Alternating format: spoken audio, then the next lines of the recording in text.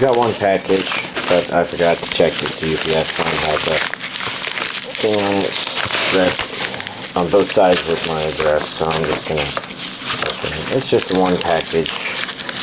I'd say just the one package, but it's being one big piece of shit. There we go.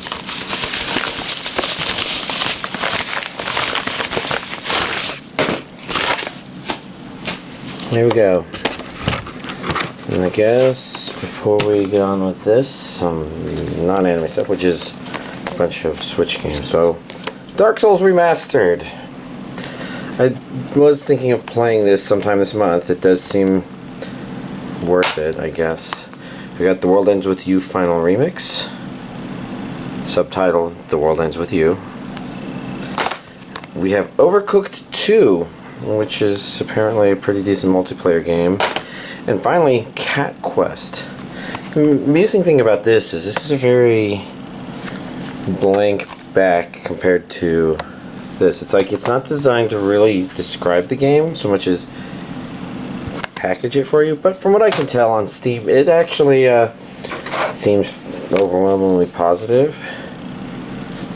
Oh well, maybe the Switch version isn't, but I got it anyways. It was a cheap thing. I picked up whatever the fuck this guy's called. It says right there, Zeraora, aka Electric Infernape. Although unlike Infernape, he's actually really fucking fast. You know, pretty cool. Anyways, anime is pretty simple. We've got Blu-ray and DVD versions of Accel World Infinite Burst. All new story. Includes Reverberation and Vacation OVAs. Both of them do. That's good. But let's strip these things open. As you can tell, I'm not in the mood to be patient. I like it when... Huh. See, the problem is...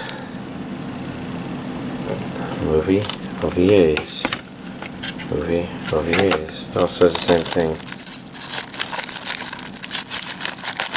I kind of like the way the character designs look, but I just remember starting out the series and it's kind of meh. An accelerated timeline. Looks like a timeline. I'm not going to look into too close detail. Just trying to tell what I'm even looking at here. I can't tell. I guess is that a side view? Is that an arm? That looks like an arm disappeared. So back view-ish? What the fuck? Oh, this is DVD version. And I guess I'll take a slightly closer look at the Blu-ray version regarding features and stuff listed on the back here. For fuck's sake? No, okay. Unlike the DVD version, the Blu-ray version is something or the other. So this one's region A. There should be an English dub. I think it was dubbed. This is...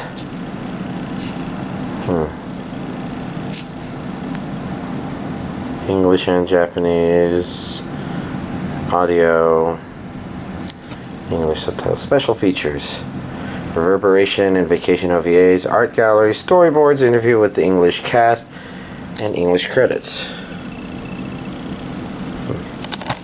It's actually kind of a pretty thing. It's shiny. It's an interesting mix of colors.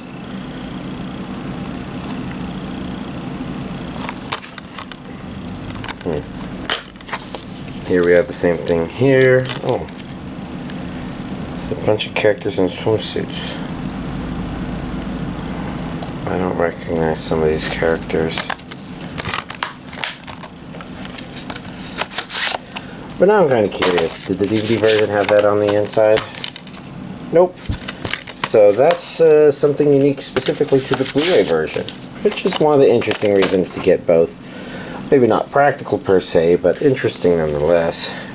And then Concrete Revolution. I can't speak. I'm tired. No girls under the sticker this time. Well, 2 out of 100 isn't bad, right? I'm back. Who protects the heroist?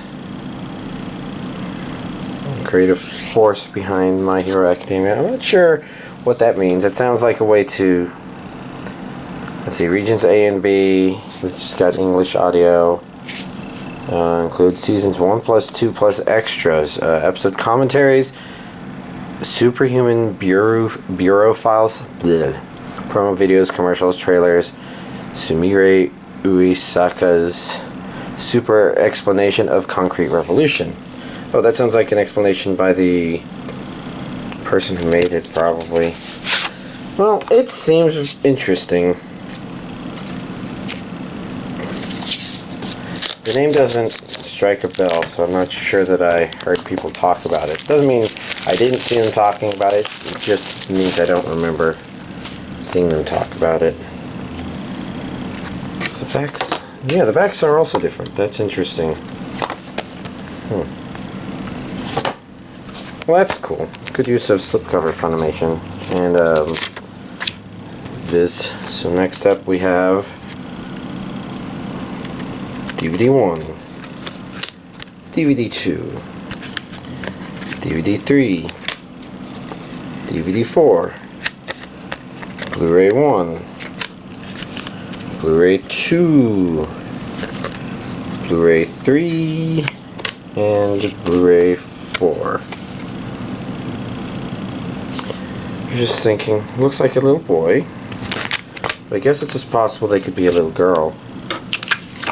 Probably doesn't really matter. Doesn't look like the character's designed to make it matter. Anyways, it's a small update, but here's this week's anime DVD collection update. So I didn't watch a whole lot. I don't remember why. Anyways, I watched Dragon Ball Super Part 5 here, the rest of it with my friend. And it was pretty entertaining. You know, I do miss some of the goofy moments with all the characters are just eating food. It's very serious business at the moment, but it's not bad. If there's an issue with it, it feels like it's going a little back and forth. And I wouldn't say it feels unnecessary, but that doesn't necessarily mean that it feels entertaining. Like maybe there's a little bit of a writing issue going on there. It does introduce the ability for them to mix things up in a way that maybe wouldn't have made sense before, but I guess I don't want to elaborate because there's some detail stuff about talking about that. But you know, for the most part, more stuff revealed. Interesting enough. I'm waiting to see how the series decides it wants to go from here. But other thing I watched is a lot of the 7 Heavenly Virtues. The reason I chose this one is because I wanted something that wasn't filling up my time mentally, something I didn't have to think very hard about, and this looked like it was low caliber enough that that would work. And bonus is, I commented before when I opened it that it had only 1 disc, and that's because it's a bunch of 4-minute episodes, which I might have commented out about in some way, like 48 minutes for 12 episodes, you know, a bunch of 4-minute episodes. Content-wise, if you like looking at girls that, you know, shows that have an excuse to try and show this curvaceous part of a girl and that one, in that regard, it's probably good. But, you know, outside of that, so far of the episodes I've watched, only episode 2 has really caught my eye, and that's because episode 2 kind of... So, episode 1 was just very, it's whatever. It wasn't bad, it wasn't good, it just was mostly excuses to show fan service. Which episode 2 seemed to be as well, but episode 2 was also absurd to a hilarious degree, where I guess the basic premise is, you know, each of the girls represents, I guess, an apostle or an angel or something like that. And there's some virtue that they supposedly show, and of course, the show's trying to be silly with it, but at the same time, there's only so much silliness you can do with stuff that also involves, but we're mostly looking for excuses to show off attractive parts of women, I guess. And number 2 was funny because her virtue was patience. And I guess the premise of the episode is she's trying to support her messianic candidate from the shadows. But of course, all the angels are really bad at what they do. And what this basically means is a half-naked girl is always hiding just around the corner from wherever this guy is, no matter what he's doing, and she's always saying things as if she's not seeing. Everybody's like, oh shit, what the hell's going on here? And they're just trying to ignore her. It's like that joke, it's like a 4-minute version of that joke you see from episodes where somebody does something in public that's just like, oh shit, why'd they do that in public? And a person's kid goes, hey mommy, look at that funny guy over there. And the mom's like, hush, don't draw attention to him, or something like that, or you shouldn't pay attention, so something like that. And I think that really works really well in its favor, and I actually value watching it just for that one episode because I thought the absurdity was hilarious. I guess mostly because, I don't know, I was thinking something like the situation was what was bothering the guy as opposed to the angel directly per se. But I'm not sure if that quite catches what I'm thinking about, and the truth of the matter is I'm tired enough to not think about it too much. Outside of that, let's see. I guess the only thing I've really done that's worth mentioning here is Octopath Traveler. Some of y'all maybe already know this, but I finally made another attempt at True Final Boss. And it's another attempt, because this time, even though all my characters were a more appropriate level, I still have a problem where he's the most difficult boss in the game, and some of my weaker characters are kind of weaker versions of my stronger ones, and it's really preventing them from shining. And it's not a bad thing. It's mostly just, what am I thinking? It basically means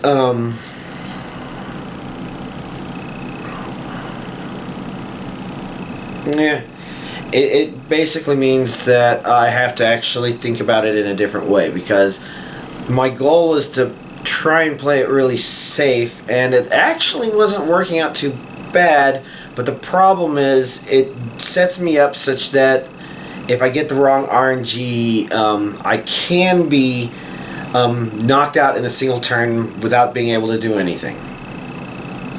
And that happened to me, and it's possible I could go in there and try again and not deal with it, but the truth of the matter is it took me 3.5 hours to even make that attempt, so I don't want to do multiple 3.5 hour attempts until the RNG works in my favor.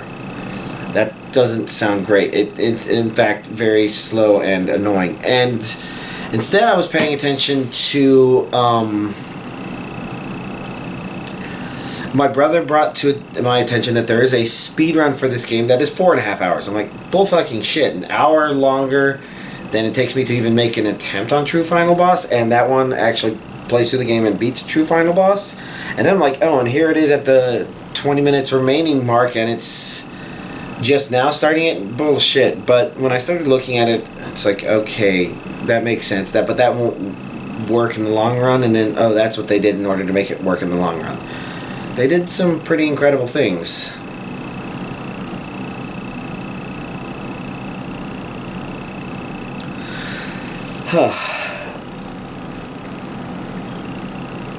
But I guess the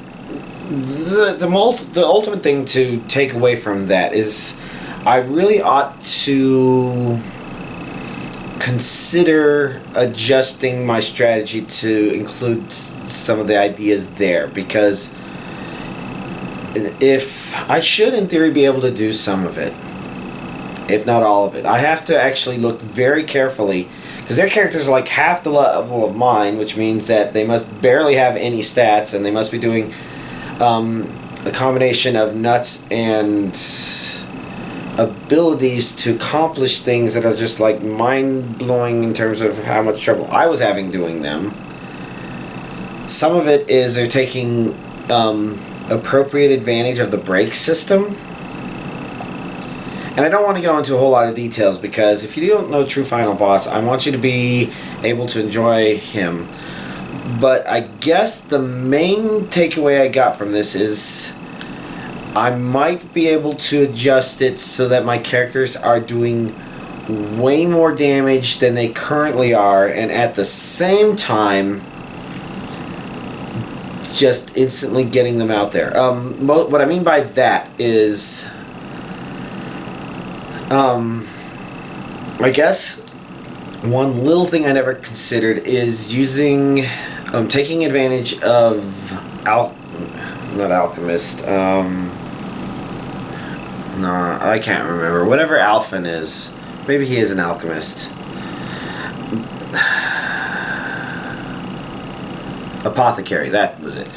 Taking advantage of apothecary stuff. In particular, I didn't concoct any potions, because I never did that, because I was trying to play through the game without using items as much as I could, which allowed me to play through the game without using items. Instead, I was playing a very simple, careful game, which is probably why I've put 190 hours into it. But Apothecary has some stuff that can actually hit elemental types 3 times for the given damage, which I didn't really know, because I didn't explore Concoct, because there was only so much items that I had. So I have to take a look at that one a little bit more, because I could probably use that to my advantage somewhat, but probably more to my advantage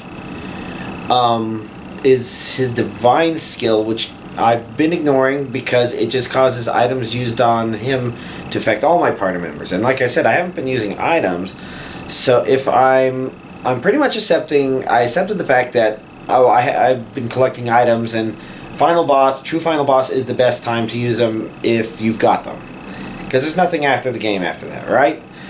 And it turns out if you use his divine skill, then you can use things that completely max out all your party's HP, SP, and BP. And that seemed to be an important part of this, where if you max out BP, then you can throw some ridiculously powerful attacks out there that just whale everything. You can just nuke. And then constantly nuke. You can set yourself up to nuke, and because you're also using this item that completely heals your party, you're keeping your party healed. And the truth of the matter is, if you do it right, it doesn't really matter if you do that, because you're just hitting so fucking hard that enemies are dying quickly, like instantly or something like that. So I think I'm going to try to incorporate that into my strategy, as well as another one, which I guess I don't really want to say, because that involves talking about some more spoiler elements of the game. But yeah, I got an idea there. I just don't know when I want to make that attempt. It's not going to be... I don't know when it could possibly be. I'm going to need the mental energy to play around with it and try it. And, you know, I got some neat Switch games. I want to try Cat Quest. Firing up Overcooked 2 could be interesting, but maybe I'll wait for a multiplayer thing. But then I got to torture myself with some Dark Souls. You know, that's something that Twitch streamers are going to enjoy seeing me do, right? So, you know, I've got all those things to consider. And the truth of the matter is, I shouldn't abandon Monster Hunter just yet, because I'm losing my steam mostly because of bad overlap between stuff I'm doing with my brother and his friends later tonight, which will happen, but also because I don't know, I feel like I'm slowing down in terms of things. Makes me wonder if Joe's friends are so much a part of us doing whatever they need to do, if maybe I need to just do some multiplayer stuff on my own. But I don't have energy. I just don't have any energy at all. One thing that's making all that more exhausting is the dams for the first time ever since they're constructed have all the floodgates open because there's just so much water rushing down here to the Austin area, and our water purification stuff can't keep up with it, which basically means we have to boil water. Oh, well, it's not that hard to boil water. No, it's not, but the problem I've been running into is it tastes like fucking shit. I think the boiling of the water changes the chemical makeup of whatever is in the water, and so it doesn't taste anything like what I really want it to. So, I don't know, there's some disappointment there. It also means that when I'm at work, I'm not drinking ice cold water, and I don't know, I guess I'm just experimenting with getting hot chocolate back in there because I've got the ability to microwave water. Anyways, the point is, it's all weighing down on me, and my permanent crown finally showed up, and so I'm dealing with that, and I'm juggling a lot of thoughts. In fact, I completely forgot I was going to talk about True Final Boss and Octopath Traveler. So I watched a YouTube video that came out less than a week ago, I think, just less than a week ago, and it was talking about why Shrek 2 is the perfect sequel. And it was very clear that this isn't about why it's the perfect movie, because there's no such thing as a perfect movie, and there's a lot of subjective interpretation. But if you get down to what makes something a perfect sequel, then you can actually have some very well-defined criteria, and Shrek 2 meets them all pretty spectacularly. And in that regard, it's a really good, interesting, thought-provoking video, which in turn led to me realizing something about True Final Boss and Octopath Traveler, and that unlike most True Final Bosses, he's pretty much, I say he, but I'm not sure if that's a really good way to describe it. It's just, it really is one of the ultimate True Final Bosses, because for a lot of games, it's like, you have a true final boss, and it might be the hardest battle, or it might be a harder battle than the final boss, but usually it takes place after the credits, and you feel like you've wrapped up the main things with the story. It's like, oh, okay, well, the bad guy's final plan is there, and then we just need to make sure we deal with this side thought, which was the guy who was the one that really was behind all of it, or something like that. True final bosses kind of tend to feel a little like that. They're more of an afterthought. That's not a bad afterthought, but it doesn't really feel like fighting them gives you the satisfaction of completing the story, I guess. More like an echo of the story. But with Octopath Traveler, it's a bit different because, first of all, it's constructed so that you have 8 paths, Octopath. You have 8 characters, each with their own story, and there's these little threads that come up in them that you're like, these stories maybe aren't as disconnected as they maybe initially seemed. But, you finish each individual character's story, and you get a mix of, that was a meh story too. That was actually pretty cool. And so, there's a little variety there, but nothing that's like, okay, I feel like I've accomplished something to resolve conflict in this world or something like that. And that's what a lot of really grand stories are like. And so in that regard, Octopath initially doesn't feel like it can be that, and doesn't feel like it is that or anything like that. So it doesn't feel like the story is as strong. But then True Final Boss actually does a really good job of bringing all the story elements together in a very mind-blowing way. Like, you go into this and you're like, holy shit. I mean, I don't care what level my characters are, but I feel like they're in over their fucking head. Nobody should be subject to this. That's what makes them true heroes. This is awesome. Holy shit, holy shit. And the music is awesome, and the scenario setup is awesome, and it's...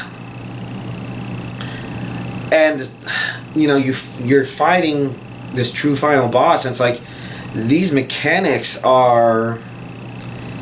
It feels like this is what the game has been building up to. So it feels like a culmination of all of the story elements, all of the gameplay elements, all of the creative elements. It really just all comes together in a way that most true final bosses, I don't think, can. And that gives me a lot of respect for him, even though the son of a bitch just keeps fucking with me.